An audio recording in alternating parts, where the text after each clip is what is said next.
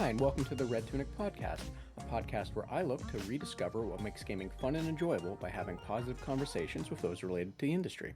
My name is Link, and today I'm joined by David Jalbert, developer of the upcoming Extraneum. Hi, David. How are you doing today?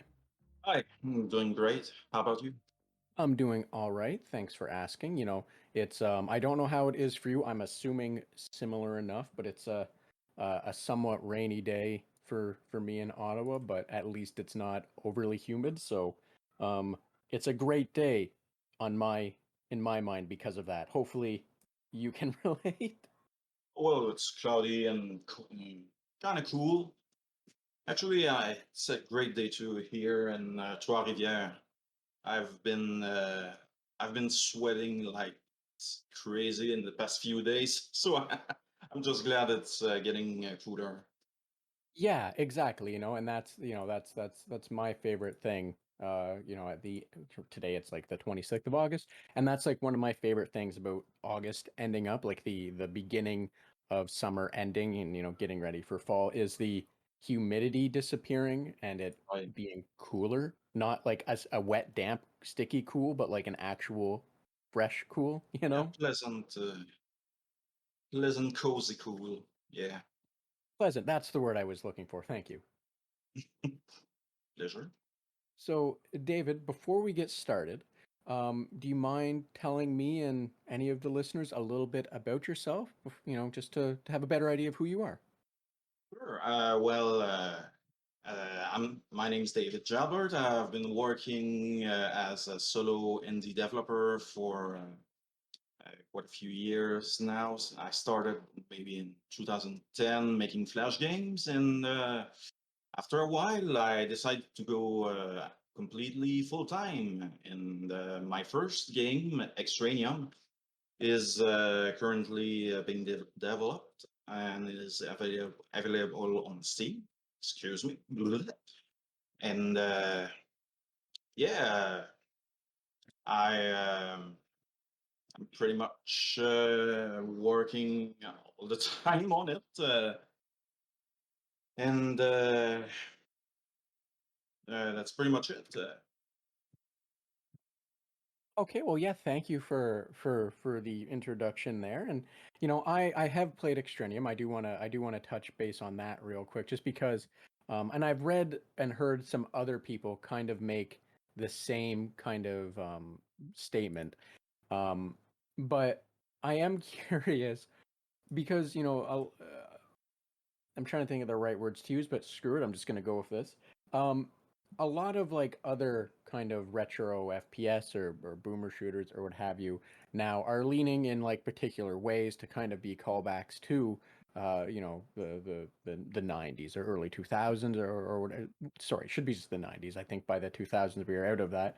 But you're leaning in a bit of a different way, and as the way that I've seen, some people refer to them as you're going with like a more cutesy style graphics or approach. I Um, can you speak to that a little? Just because, and I don't mean that in a negative way. I thought everything. I enjoyed what I played of the demo. I look forward to it coming out of early access, and that's just I like to try and wait for early access to be done to experience things. Otherwise, I get tainted. I find. Um, and I love the graphics aesthetic you're going for, but it's more just I'm curious because I personally haven't seen too many going in that cutesy direction, and I would just like you to maybe speak to that a little for me and anyone else that also might be wondering how you landed on that aesthetic.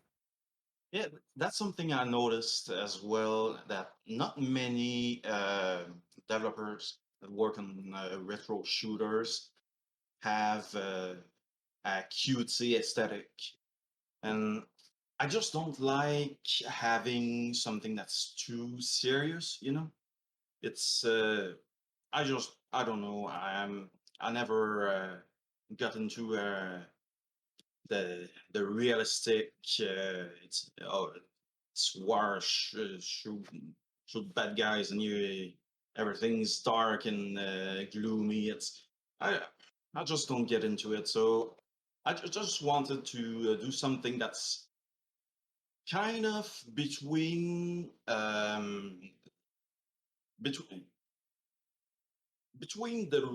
the more realistic and well, not realistic, but how can I explain it? I just wanted to make something that's not as uh, I don't know. I hate that the only word that I have in my head is pretentious, but that's not what I mean. It's, I guess I just say that I wanted to make something that's not too hard. That's not too hard on the aesthetic, on the player, on the gameplay, on the art itself. Just something that's light-hearted and fun to play, but also that has a bit of uh, uh, that's still kind of believable in the way that, for instance, Wolfenstein 3D had in Blakestone, Corridor 7, the old games that are kind of similar to what I'm doing right now, and that served actually as inspiration for Extreme. These games didn't have probably because of technical limitations. They didn't have a lot going on in terms of design, uh, either on the side and on the level side or the art itself. But instead, they went mostly for a cartoony style. It's I don't know if I can we I don't know if we can consider it as cartoony, but that's what I see it as. And I just really always enjoy that kind of style. It's not too serious. It's not too unbelievable or too weird. It's just the nice, the perfect balance between the two, and really that's why I decided to go with it. I just love it. And I don't mind. Like, I don't know if this is maybe a word that might be in the realm you were aiming for or trying to grab at. However, when you were explaining, your reasoning, um, in my mind, I was thinking approachable, and I don't mean that in the Ah, sense of like, gameplay approachable or what have you, but that maybe like as an entire package, you wanted it to be a little more approachable. But I even struggle to say that might like that is accurate, but I don't know if that is a no, word that might be close. oh, totally. You actually you take the words right out of my mouth. It's exactly what I will describe it. Thank you for that. Um, yeah, it's approachability is pretty much what I've been aiming for this whole time. It's just something that's not too daunting. It's not too not like Call of Duty where it's almost elitist to well, maybe not elitist, but you know what I mean. It's just a flavor that targets a very specific audience, and I never really liked it about these games. It's kind of takes the fun out of the game. Just it tries to be something that it's not, if that makes any sense. Yeah, I understand. I believe I understand what you're saying, and it's when you make games, and nothing against Call of Duty and those that play it. I Of played a course. little. It was fine. I enjoyed it. There nothing against it. However, I think what I'm taking from what you're saying is you didn't want to make something that was um like as narrow focused, and in the sense for Call of Duty, that narrow focus is more or less just like the aesthetic that they have going for. And narrow doesn't mean it's niche. It just means it's very much what it is what it is what it Yeah, is. Where some games, you kind of want to open that up and you don't want to make it as like a realistic looking shooter and that be your audience, the people that want that fidelity or want those gun models or what have you, right? exactly. I could have summed it up as I just don't want to make a serious game.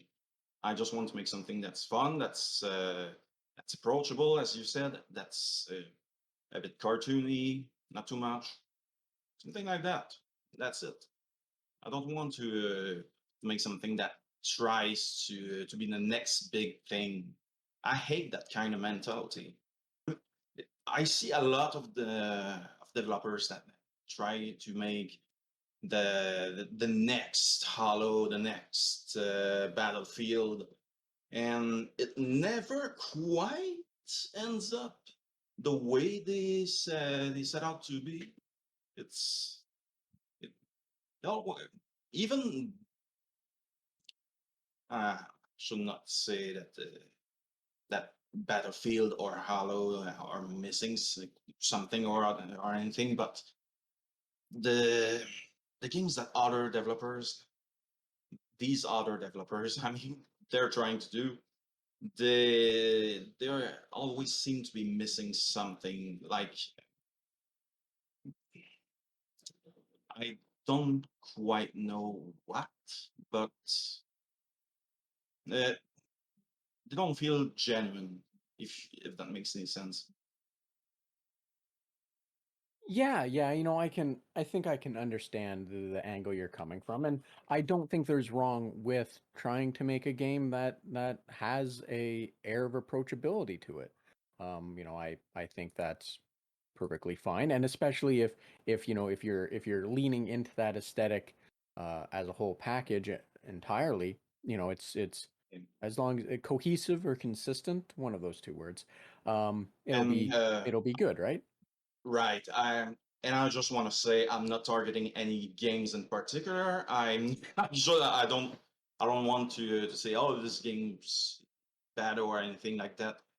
That's not the point I'm trying to make. It's just I just when I see games like that, I I wish I could even give a concrete example of what I mean, but there are some games that are just trying to do something that they could never do, and it's just takes the fun out of it, and that's something that I believe we just have to be very careful about. Yeah, no, I understand completely what you're saying. And it's, like you said, it's not any specific developer, any specific game. It's just, kind of holding true to Yeah, and even what you want to do. Battlefield or whatever, they all have their own specificity. They're all, I would consider them good games. Actually, they're not exactly what I would be playing, but they're definitely well done for the most part. So it's not really what I meant when I said that, but it's just mm, in the end, it's really just my vision versus the vision of others, and there really is no good or bad game per se. It's just a matter of the vision that you have. Yeah, exactly. And it's end of the day as well. It's if the game that you want to make is for you as well. So, you know, it's if that's the game you want to make or if that's the game they want to make, then nothing against that and hope, kind of as a broad term or what have you. I hope it works well for everyone. But you especially because, we're here to talk about you and I enjoyed what I played of the Extraneum game. Thank you very much. I'm glad you enjoyed it. So, Yeah. David, I do want to ask, how is it that you got into developing games? Now, you did say you started with Flash games and, moved up to this being your first major commercial game. if I can put it that way. So, how did you get into developing and making games? And if you don't mind as well, based on your experiences, if you have advice that you can share from what you've learned. Of course. Well, I was born in a small town from a poor family. My dad died when I was 3, so it was just my mom raising me and having to provide for me. And I didn't have anything really to. I didn't have a lot of friends to relate to. I didn't have any entertainment really for myself. And my neighbor had an NES, and I was about 5 or 6 when they got it, and I started playing it, and I was instantly fascinated by it. It it was like an entire world that was encapsulated into this gray box, and I had agency for the first time. Well, not for the first time in my life, but I mean agency in the sense that I feel that I had power, that I had a world that I could explore, and I could do anything in it. And it was just Mario and then Zelda and games like these. It was fairly simplistic, minimalistic, but it was still mind blowing, especially at the time. And it just, I just knew I wanted to do something with that. I either make my own games at the very least, or just design something that that's related to it. And yeah, I I bother my mom enough that she decided to get me an SNES on Christmas in 1994, and that just made that feeling even stronger. At that time, I knew that's what I wanted to do with my life. I wanted to be a game developer, and then I tried different things. Of course, I didn't have a computer or anything like that, so I couldn't learn programming or let alone game development. But my about around 1999, 2000, I was visiting my uncle, and he had a Commodore 64.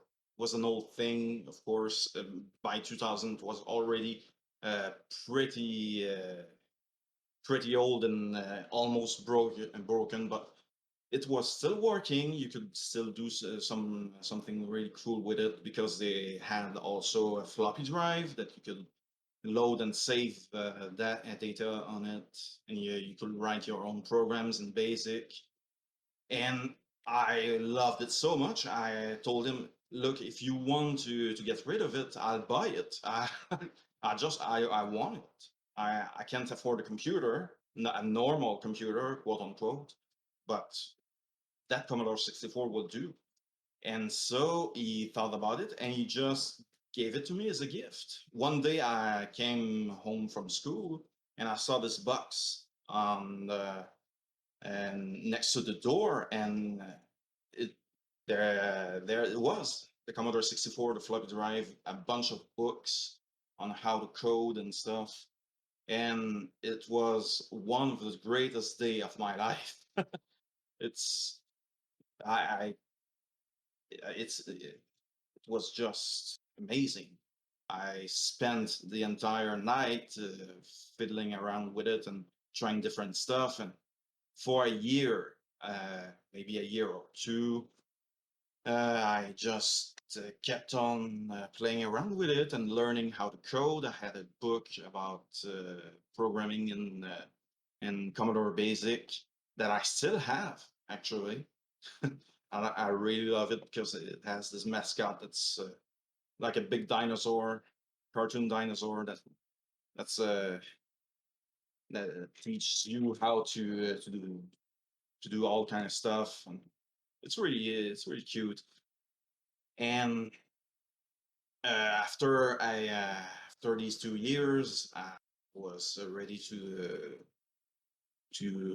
try something more in depth, and so I moved on to C++. To I tried well, C++ at first. I tried it, but it was too complicated for me, and I couldn't do a lot of things with it. So I just decided to say, never mind. I'll try something else, and I resorted to Game Maker.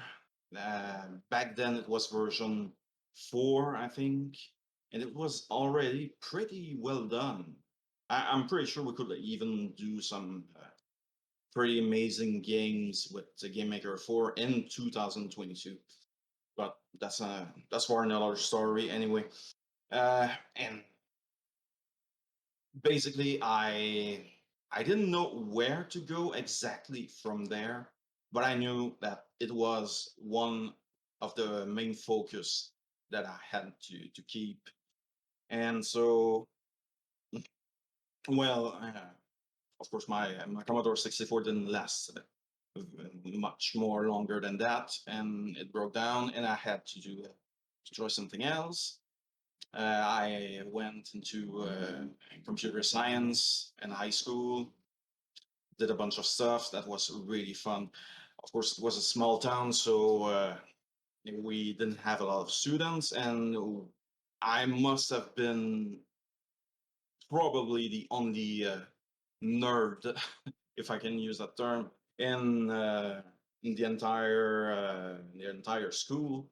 So the last year of high school, I wanted to have computer science again, but it was just me and another guy, and there was not enough people to to make a class out of, so we had to drop it. Um,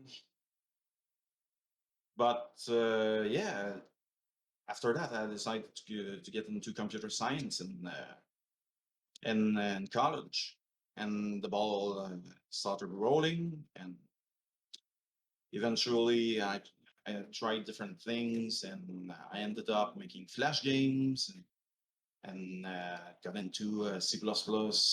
At least I got back into it, and a bunch of stuff happened. I don't want to go on for too long about it, but basically that's the gist of it. And now still doing it 20 years later. It's that's pretty much the story so far. And thank you for sharing that. And I do find it amusing that in like 2000-ish, you started with a Commodore 64. Yeah, as I said, we were really, but I mean really poor. So that's really the best we could get.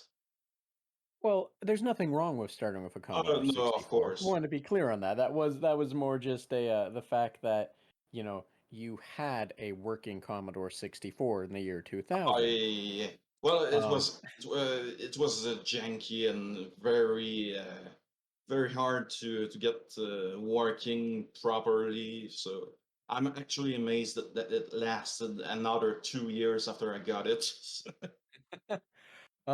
so okay, so maybe working should have been in quotation marks. Um, Yeah, it was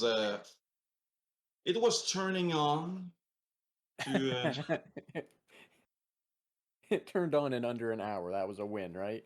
yeah, pretty much. Um, so David, based on your experiences, now feel free to skip any of experiences learned from the Commodore 64 because, I don't mean any offense. I No, don't think there's anyone still using that. But no, of course not. based on Well, your I mean, experiences, maybe, but I, you're right, maybe. Um, but based on your experiences, is there any advice you could give for those that might be seeking to kind of, get into making games?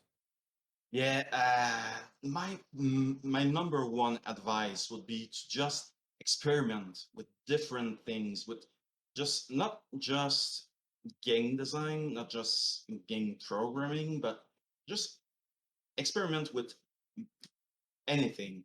Just if you think that you might have fun doing it, trying out something, don't think that oh, I'm not gonna be able to do it. I'm not good enough.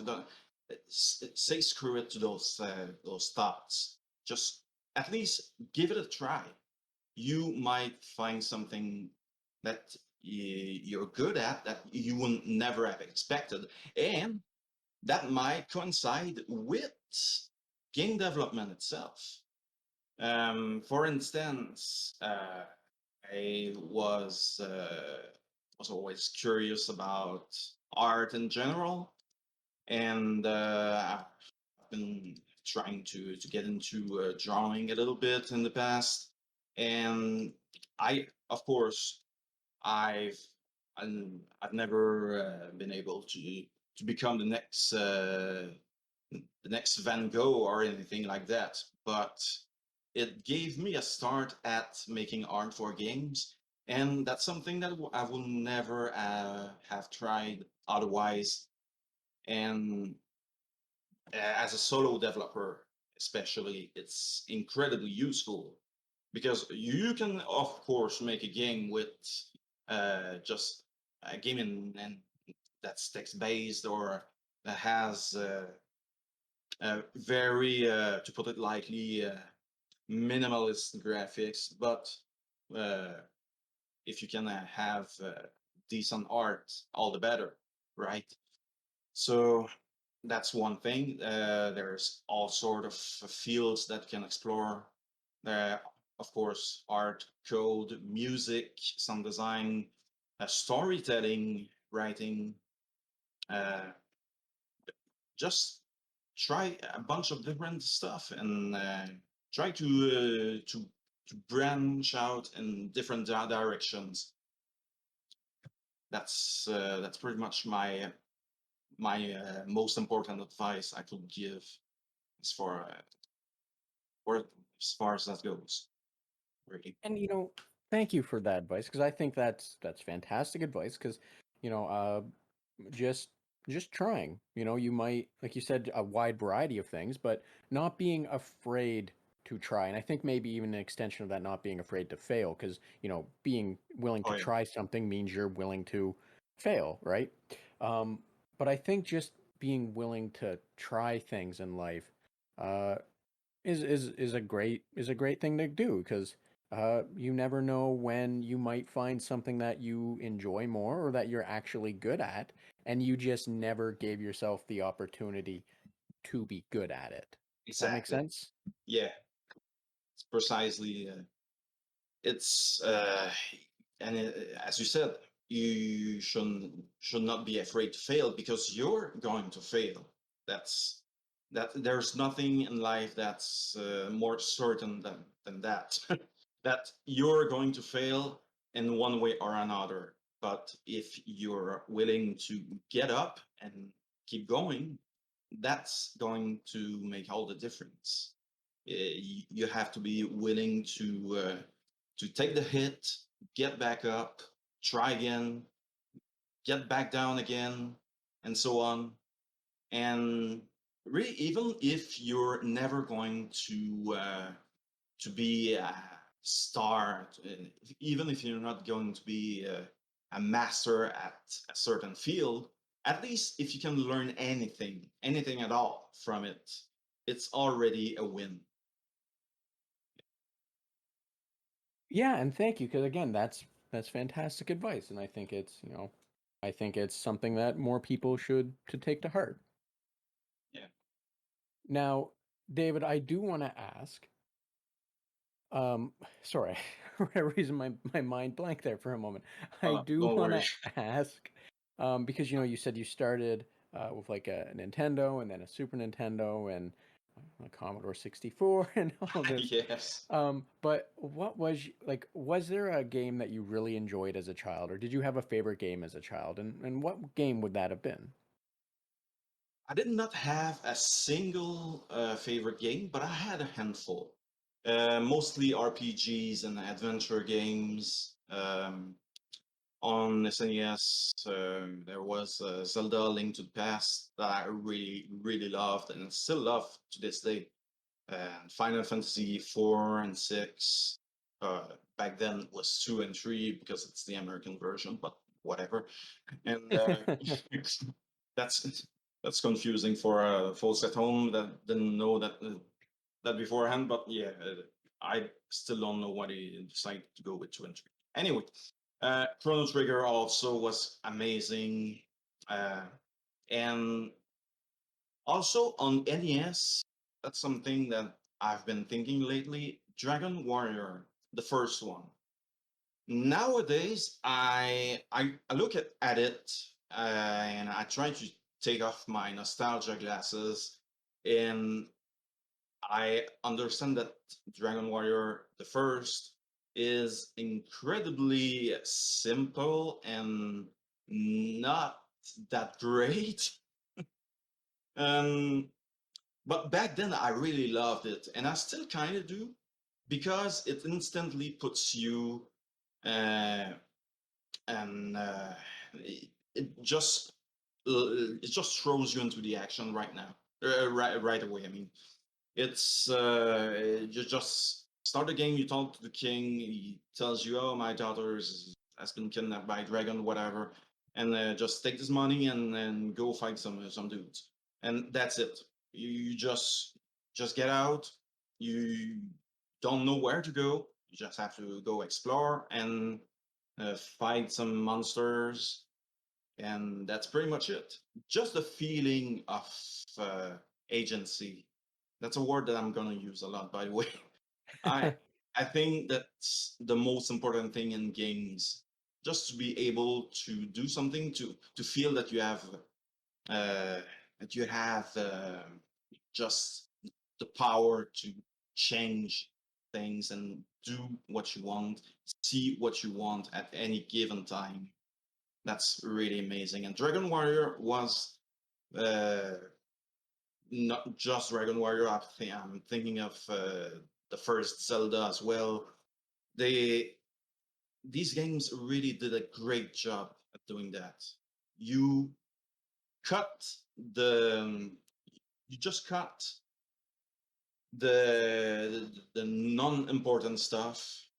Just start the game. You're in the middle of nowhere. You have a goal, and that's it. You just go explore, have fun, have an adventure, fight bad guys. Just that's it. And so yeah, these games have always been so much fun to me. And yeah, to get back to the main question, that's pretty much these games that I've been loving as a kid, and I still love now. Zelda, Dragon Warrior, Dragon Quest, Final Fantasy, etc. They're just amazing. And thank you for sharing that. And like I can definitely understand where you're coming from because um the I'm just going to go with agency. Let's just use that word. But the agency that it does give you to kind of just drop you out and say go figure some things out, right? Right. Is fantastic. And I'm just from something you said earlier, it's very obvious that agency is something that has inspired you and is a focus that that you keep in mind when it comes to what you enjoy in games or what have you.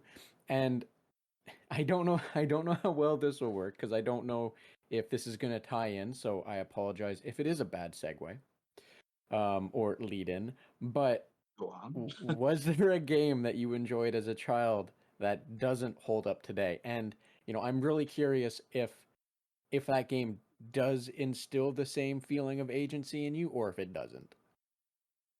Well, there's a few. Um, I remember a game that I really loved as a kid is Lawnmower Man on SNES. And that might not speak to anyone, but I really liked its concept for at least one thing, that it's trying to do some different things it tries to have different genres at the same time. Uh, well, more or less. It's mostly a platformer, but you have to go through virtual reality stages as well. And these virtual reality stages are made of uh, just, it's a very primitive type of 3D. Basically, it's just a perspective, a 3D perspective with sprites that come towards you to simulate a 3D effect. So it's pretty much like Wolfenstein 3D, but if you took away the walls, if that makes sense. And you just fly through the empty space and try to dodge walls. And then there's a part where you have to shoot stuff. So it comes kind of like uh, a bit like Space Invaders, but with a 3D perspective and first person. That's what I really thought that was super interesting, and it might clearly not hold up today. It doesn't actually.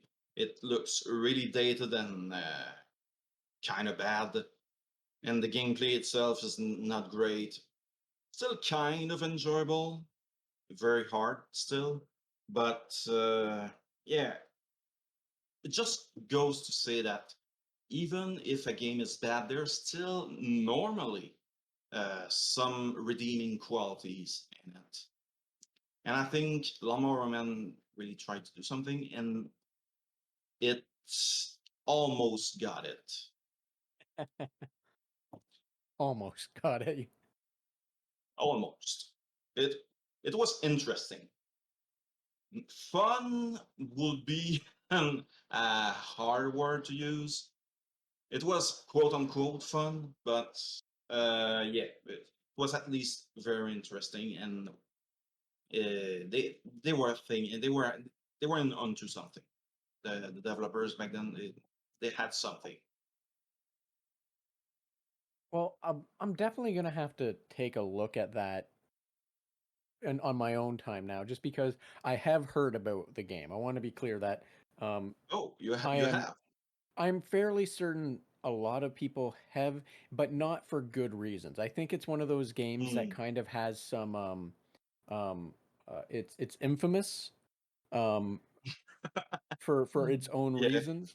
So I've never checked it out, but you mentioning it now has reminded me that I probably should, and I'm not going to recommend anyone else check it out. I'll let them make their own decision on that. In terms of playing it themselves, right? But I understand what you were saying. I was looking at some screenshots as you were explaining it, and I understand. I get where the devs might have been going, what it might have been what they were trying to get to, and such. Um, but yeah, it does look kind of dated. Um, so we'll see, I guess. And anyone else is free to see as well, I suppose. Well, yeah, it's. I'm gonna agree with you. It's almost an understatement, and it's dated. But as I said, it's there's something there. It's something. It's like a lot of games from that era were trying to do something different, and I guess that's the point of the the 16-bit era. Because I feel that because the games back then were all pretty much 2D, they had time to make at least fun and interesting games on the NES, and to experiment enough that by the time they got to the SNES, they mostly knew what they were doing. So at that point, I guess developers were like, "What can we do to just to be different?" And that's what I find interesting. That there's a lot of games like that that try to do things that are unconventional. And even though it's not great, it's nice that they're trying to be different. They are daring to try something new. And yeah, it's like, for instance, well, it's not really they are trying to do something new, but at least they've been working hard when they made Doom on SNES. That was quite a port to make. And that's another game that I really like as a child, and I know that I could not go through it again now. And but yeah, it was really amazing the way they did it, because it was just 3 megabytes of data, and the original Doom was like maybe 5, 6 times that size. So I had to cram all of that into a tiny SNES cartridge, and they had to cut a lot of corners. The frame rate is pretty bad. Enemy sprites have only their facing forward direction. There's a bunch of other things like that, but at least they gave it a try. It kind of worked, and at least it worked enough that it was fun. Back then it was fun. I could not say about nowadays, but at least back then I was happy with it. I went through the entire game like that. I don't know how I did it, but it was fun enough that I just kept pressing on. I did it. It was fun. And you know, David, that's a few things. I'm going to touch on the Doom thing in a second, but you know, I understand what you were saying with Lawnmower Man too, and I agree with, you know, it made me think of a kind of like a parallel to today, and you know, I think for that era, for developers being given the freedom to kind of just experiment more was fantastic, because like that's kind of the same as like the indie boom now, is you having developers just do what they Oh want yeah, to do for what they think is gonna hopefully stick, and whether or not it's completely like, I can't speak to Lawnmower Man 2 because you know it's 30 years ago now. Um, yeah, but of course. you know, it's not always financially motivated. You know, I'm not trying to say, you know, indie devs like yourself or what have you aren't trying to eat, but what I mean is, you know, it's not as restricted to, you have like a board from, you know, like I'm screwed. I'm just gonna pick a company. It's not like you have like a board meeting with EA where they are sitting with like a bunch of stuff on the wall saying, oh, it has to do this, it has to do this. Market says this is the way to go, Oh yeah, and we have to definitely. include, you know, not I'm trying to, you know, go say anything negative against EA or what have you. If that was just a Oh you know, no, that would be company. terrible. And I agree. It's not. Well, my goal is not to try and, But you know, it also it's EA though. We can punch up. yeah, But sure. but what I mean is my goal is not to try and like sit and speak ill of companies regardless. No, I Um, understand. but you know, that's, I think that's a nice thing about some of the older Nintendo games, is that you had developers being able to make, you know, take some chances, and kind of why I think the indie boom right now for the last handful of years is fantastic as well, because you know you're getting to do what you want to do in the way you want to do it, and Oh, you definitely. know sometimes it succeeds, sometimes it hits weird um, notoriety in its own infamy, like Lawnmower Man 2, um, and you know sometimes it lands somewhere in between. And you know, I'll say this, I hope from, you know, I hope that you do land in success. You know, just from what I played of the game, it feels like it's going to be fun, from, you know, the whole aesthetic, from everything, and you're a nice guy. I hope I Extranium try to be. I hope Extranium is successful. Um, that isn't a weird segue, just kind of wanted to mention that. Um, as well, though, it's impressive that you managed to play through all of Doom on the Super Nintendo, just because I had to do a quick look. Because as you had mentioned, they did a lot of cuts and they did a lot of that, but it only ran at about 11 frames per second on a good time. So, When it um, wanted. Yeah, when it's going smooth. when it felt like it. Yeah, so you managed to beat Doom at at most 11 frames a second, which is very impressive for And a ultra game. violence. Even more impressive, especially for a game that was meant to um, be strafing about and dodging and doing all of that. So it's impressive that you managed to beat a game that required speed with the lack of speed. Yeah, it was a challenge I to can say the only least. imagine. Also, I think I remember that if you pressed L and R, you could strafe, but you could not strafe and turn at the same time. So you had to make it a decision. It's, it, Oh, wa- it was at least it made it even more satisfying when I beat the spider demon. It was like, oh my god, I did it. I can't believe I did it. It yeah, was amazing. definitely. Yeah, and I'm happy you were able to beat it because that would have been very rewarding to do, Thank you. especially as a child, because I would not have been able to tolerate that, and I don't think many others would either. To be fair, that was the only first-person shooter I had back then, so I had either that or nothing. So Well, yes, I can understand that. Not again to speak ill of you or your situation or no, Doom, don't worry about it. but no, I can understand if that's all you had, that you were gonna get good at it, right? Oh yeah. So, David, we did kind of touch on this, and it was the indie developers getting to kind of just experiment and do what they wanted to do. So, I'm curious if you'll permit the question, but what has your favorite trend been over the last few years? Um, to be perfectly honest, my favorite trend has been something that I've not tried a lot myself, but cozy, pleasant, non-stress kind of games. Like there's Piku Niku that I really enjoyed. Uh, Short Hike was amazing. Games like that that just don't they're not stressful.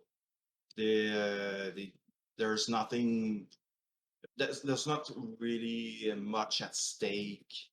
It's just pleasant. It's peaceful. It's a great way to just have a, just pleasant. Uh, how can how can I put it? Just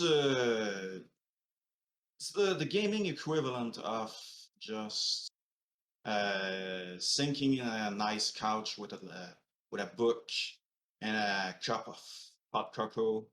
It's pretty much that. I love that trend because there's another trend that's absolutely the complete opposite of that. That's been going around for a while. The get good kind of trend of making super incredibly hard games that punish you, that are vicious, like all the Dark Souls and what have you. I I can understand why people would like that, but to me, it's just such a bad time. It's, well, I mean, it can be fun in small doses, but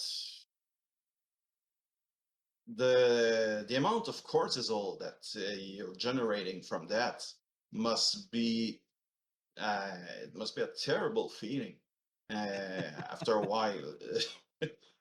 It's you know that they say that stress can make you physically ill after a while.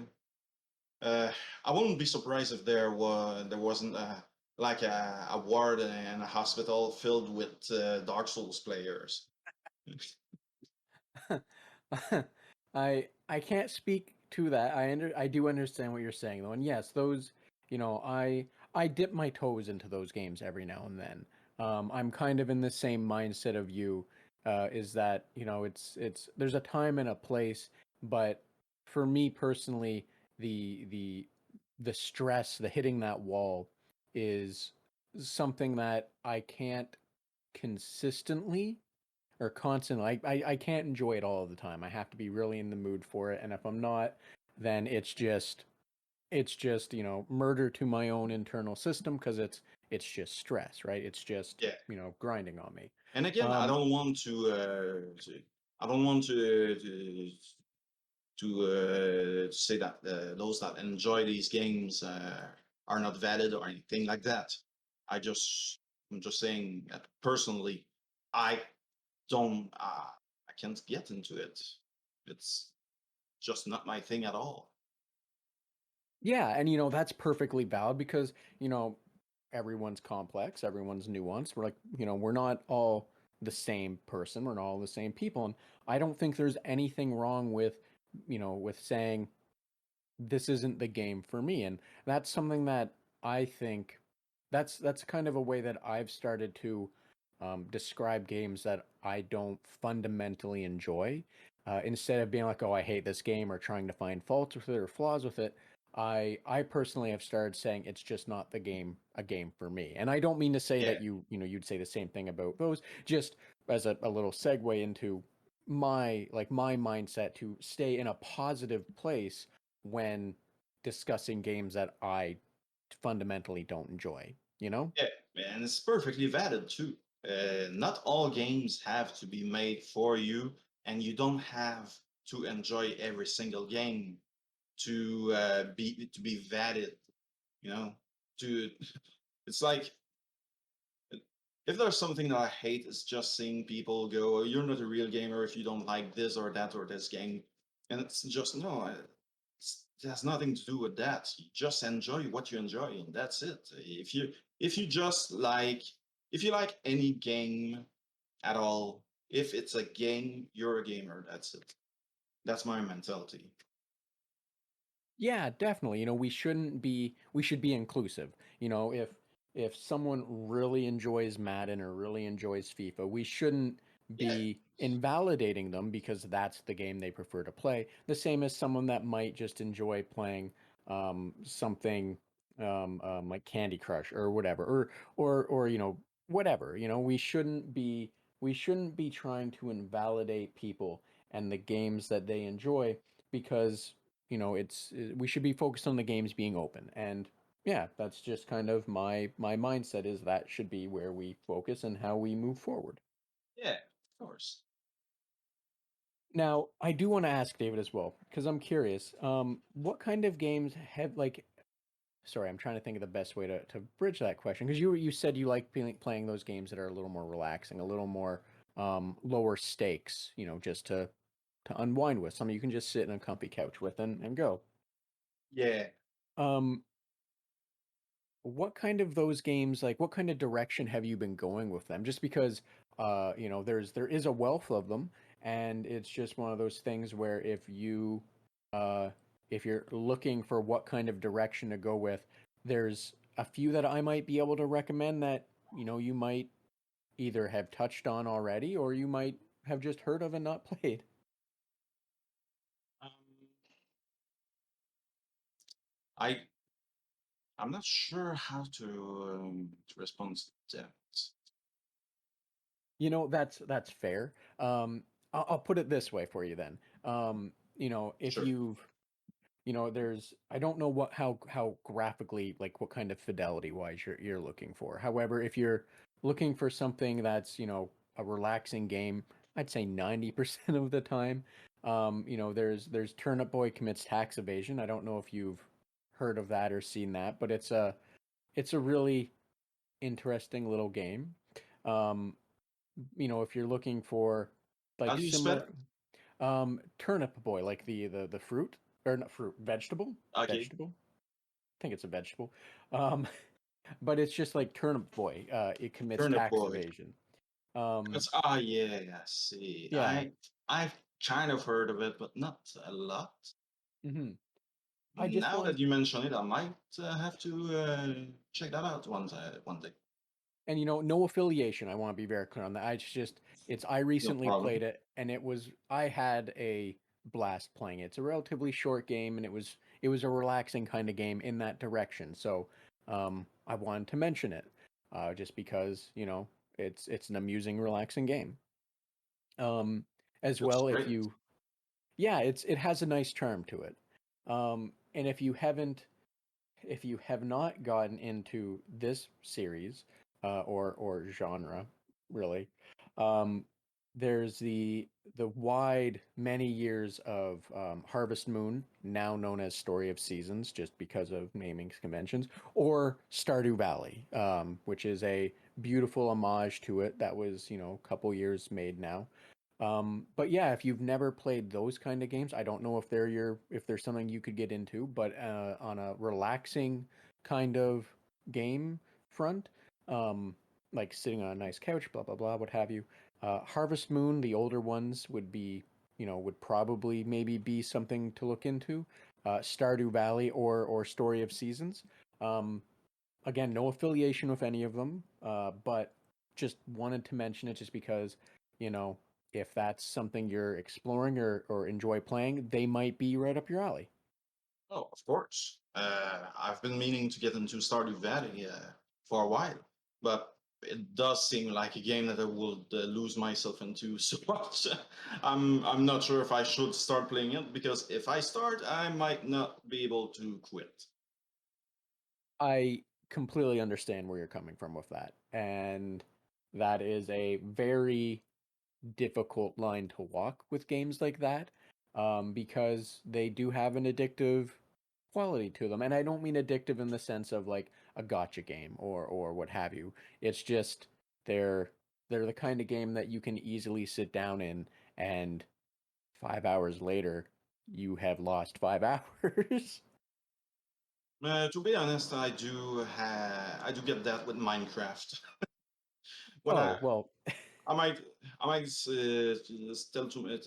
I might say to myself, well, I'll just play a little bit of Minecraft, just 30 minutes or something, and then like 6 hours later, I'm like, "Oh, where has time gone?" so yes, if Minecraft is a kind of game you would enjoy, you would definitely enjoy Stardew, I would like to say. And I would also like to say if Minecraft is a dangerous game for you losing hours, the same thread exists with Stardew. I can say that Okay, with confidence. well, good to know. Not to dissuade you from trying it, No, no, no, just being honest. no worries. So David, before I let you go, I do want to ask though, outside of, gaming or making games, what other hobbies do you have and enjoy? Well, I've been thinking about it myself, and I must say I'm very boring in life. But normally, if I don't either play games, watch videos about games, or well, play or make or watch games, I normally just sleep and listen to music. Really, I do try to watch comedy movies, cartoons. That's uh, that's the next best hobby that I have. I've been really into dumb comedies from the 90s lately. I've been watching, well, I don't know if that's something I just make sure I don't specify anything from the movie, but I've been watching Orgasmo lately, and it's amazing from the makers of South Park. Well, I think it's Trey Parker that was in it. It's it's I don't think a movie made me laugh as much in a long time. I'd recommend anybody who likes slightly raunchy humor. I I highly recommend it. It's uh, it's basically about uh, a guy from the Church of the Latter Day Saints that has to become a porn star to pay for his to pay to move in with his wife, and it goes pretty wrong towards the end, but it's really funny. You know, I not to I touch too much on it, but I would also say that it is a interesting movie. I watched it many years ago. I don't remember if it came before or after Basketballs, I think was their other movie, their sports movie. oh yeah, Um, great but movie.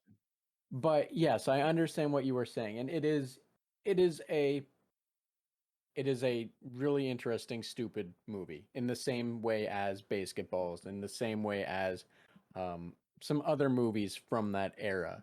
Um, However, in the case of the South Park writers, because I believe they both wrote for it, they always have and I think always will have a bone to pick with the Church of Latter-day Saint. So I think, them getting to take a shot at it, I think Mm, they took any chance they could to get a shot, a swing at them, you know? yeah, and no offense to the church or anything like that, but it it just was a really interestingly written movie. I have to say, and I really had a good time. But Yeah, yeah, yeah, and I will agree that if anyone is looking for a dumb movie from the late '90s, early 2000 era, in that kind of structure, um, it it could be worth watching. I won't make any promises though, because I do remember it was a specific kind of comedy, but still, all the same, worth checking out. I would agree. yeah, and I kind of feel like I've gone off track a little bit about it, but yeah, just it just goes to say my hobbies are pretty much gaming oriented, but uh, I do watch quite a lot of movies. It's just nice to just be able to just essentially do nothing for a little while and just watch a nice comedy. It takes the stress off. Definitely, I can understand that. And with this being Friday night, hopefully you might be able to relax and watch a dumb comedy or something, you know? Probably now that you mention it, I have a very big backlog in that regard. Might watch something like Interstellar. I still have to watch that.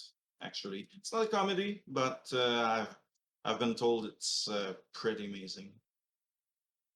Now that you mention it and the fact that you haven't seen it, I would agree. I think personally that should be your movie for the evening if you can spare the 3 hours. Well, that's good to know. Then I have absolutely no excuse not to watch it. So, David, with that in mind then, I'm not going to keep you much longer. I'm going to let you get on with your evening and you can go and figure out watching Interstellar. How does that sound? Sounds great, and thank you for bearing with me and my rambling. I feel No, no. I've been going off track a lot in this interview, so thank you very much for humoring me. Again, no worries. It was all my pleasure. It always is. Now, David, I don't want to take up too much more of your time. It's a Friday evening. I want to let you enjoy your weekend, um, and what have you. So, if I wow, sorry, I'm really bungling this up. I Um, don't I don't want to no take up too much more of your time. However, if there is anything else that you wanted to discuss, a cool game that we might have not touched on, other things that you are doing, or more information on Extremium if you would like, or just anything you really feel more people should be aware of, by all means, the floor is yours. And I would also ask that you just let everyone know where they can find more information about you, and I will include that information in the episode descriptions for you. oh, thank you. Well, where where to begin? Yeah, Extraneum is coming along nicely. We're at where I'm currently working on episode 2 right now. I can't say when we'll have a new update for it, but it's coming, and you can find it on Steam. It's Extraneum. Well, it's hard to spell, but yeah, I'm sure you'll post a link to it, so One that's fine. 100% there will be a link for you. Don't worry. And you can find me on Twitter at David JND. That that's David Jay Indie, like indie game. And yeah, what else to add? Uh, yeah, we haven't touched about maybe, well, that's it's not super important, but yeah, there was the trends that I trendy games that didn't click with me. But no, never mind. Well, It's not if important. you if you would like to touch on that, by all means, feel free. I'm, more than happy to talk about that. By all means, you can. I will let you lead the way. It's not. It's more like I'm just thinking out loud at that point. It's just I've been thinking about it, and I just don't understand why I haven't been able to get into as a few games as much as other people have been, like Undertale and Sonic Mania. It's it's kind of fascinating to me that Undertale was beautifully crafted, and the writing is excellent and everything. Maybe it's just because it's too linear. The same thing goes with Sonic Mania. Well, more like because it's like the AVGN said it best. It's like where the F do I go kind of game. I get lost so easily in Sonic games. It's not even funny.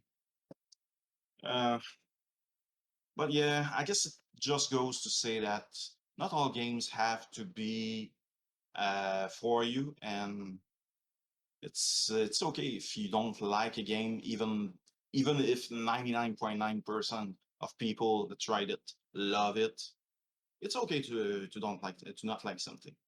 Uh, Especially nowadays with the internet and just everything everybody has an opinion on anything, and there's this kind of tribal mentality that goes with it. Just just don't worry too much about it. That will be that will be my advice regarding that. I guess it's more like an advice to myself at this point. Anyway, as I was saying, I'm just rambling, you, you just going know, through my notes, and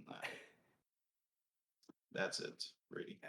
so, I do want to touch on something you said there, and I agree, it's not all games are going to be made for everyone. And I think that kind of goes back to what was said earlier, that it's okay to not like a game. It's okay for a game not to be for you. But I also think it's important to not let, and you kind of touched on this, so I just kind of want to elaborate on it maybe or discuss it a little. But the mindset of, if all of your friends really enjoy a game, you shouldn't feel pressured to be part of that bandwagon. Not to say the bandwagon's Yeah. bad, not to say the game is bad. It can, it's okay to not be into a game, right? No, And that's it. and I Not think, because you just because you don't like a game doesn't mean that you think the game is bad. It's just that it's not tailored for you, and that's completely fine. yeah, In your friends should know, should understand that. yeah, and I think it's also important to keep in mind that you don't have to feel bad if all of your friends like a game and you don't, because, like I said, we're all complex and nuanced human beings. We're all people. We all are allowed to have our own opinions. But like, you shouldn't feel stressed out or I don't know if there's a better word for it, but you shouldn't feel pressured to have to play a game or have to enjoy a game because everyone else says it's fantastic. Like you're allowed to say I don't like this popular game, and that's perfectly fine because not every game is going to be for you, and you shouldn't, if I'll say this as an example. A lot of people liked Breath of the Wild, and Breath of the Ah, Wild I felt was a perfectly fine game. I was not a huge fan of it. I don't hate it. I don't particularly dislike it, but it's not my favorite Zelda game, and I think that's okay to to be able to say, well, everyone else loved it, I didn't, and that's fine. Similar to I can say I really enjoyed Skyward Sword, and I know a lot of people didn't. That might change now that it's on the Switch. I don't know. But what I'm really getting at is, you don't have to follow what everyone else is saying when it comes to enjoying games. And that's an exactly. important and I think that's an important thing to remember because I in the past have tried to force myself to enjoy games that just didn't click with me because everyone else said they were great. And I got stressed out and I struggled to beat something that I was not having fun with because everyone else said I should. And you know, sometimes I think it's fair to say, Basically, well, that was me with Undertale. yeah, and Everybody that's was like, "Oh, Undertale is amazing." Well, all right, I have to finish it because and everyone's into it. yeah, But and that's where I was kind of like drawing from was that because I haven't beaten Undertale, and that's not more a matter of just I haven't had time to sit down and play it.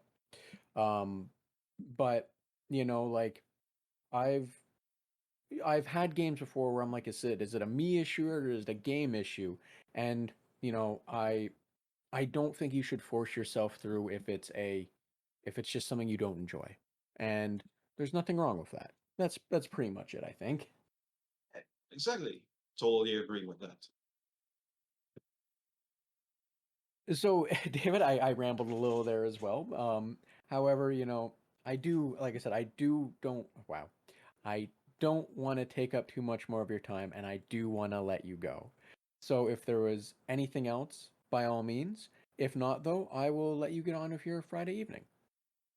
Well, it was really nice to let me ramble on your podcast first of all. So thank you for that. And yeah, if you like retro, old school style FPS, you can check out Extraneum on Steam. The first episode is already available in early access, and the second episode should be coming in the following months. And I'm working hard on finishing the game in a timely manner. So yeah, that's pretty much it. Thank you very much.